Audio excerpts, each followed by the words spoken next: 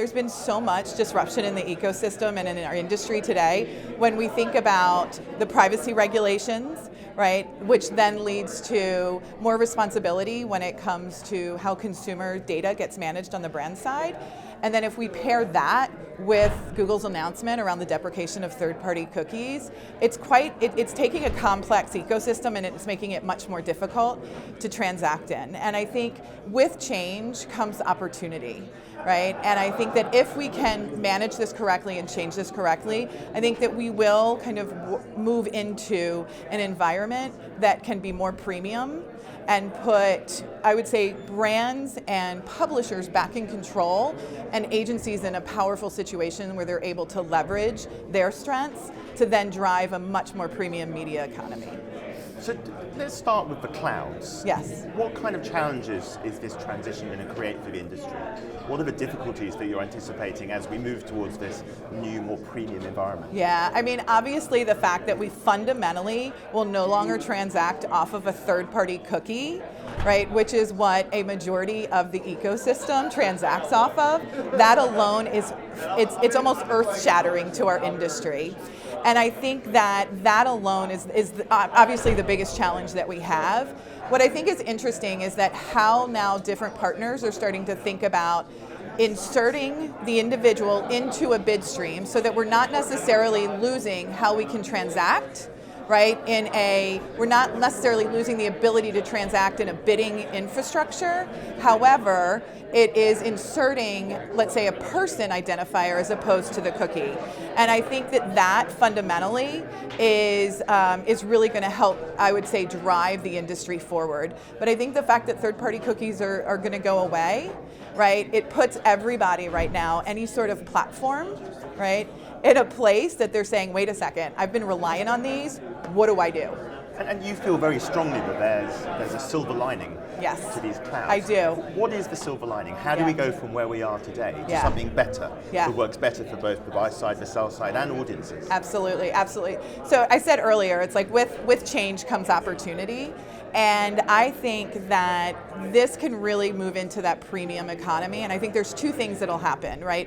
One is if we do this right, and putting the right people, the right type of players back in control, we have an opportunity to reduce waste, to reduce duplication, to reduce fraud, right, which is a really good thing.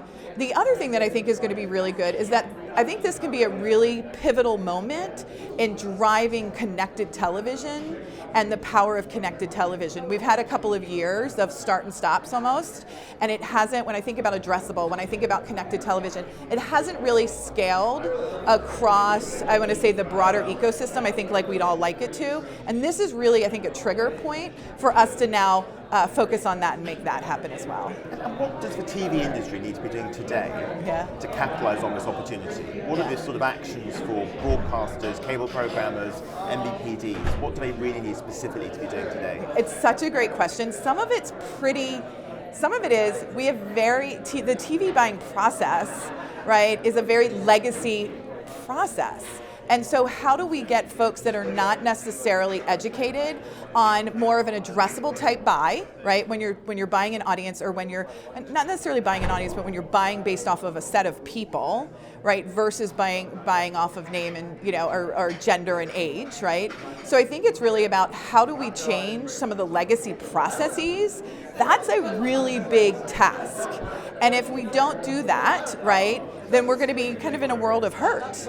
And then I think the other piece of it is when we think about OTT and we think about all of these, consumers are consuming their television very differently today. And I think it's about embracing all of that and expanding the definition of what we consider television today beyond kind of traditional linear and CTV, if that makes sense. And what are the most advanced agencies doing today? Yeah, it's a great question.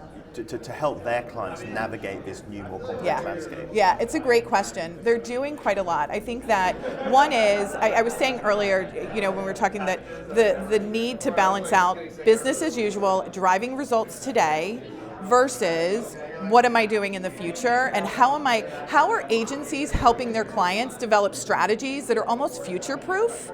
And I think that's one, the best agencies are doing that, and I also think it's a massive opportunity for them.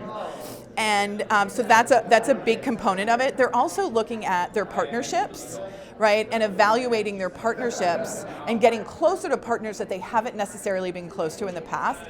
And the third is we see a lot of movement and change in the industry with agencies. They're buying big marketing service providers and data companies that are really becoming the data and product arms of their organization.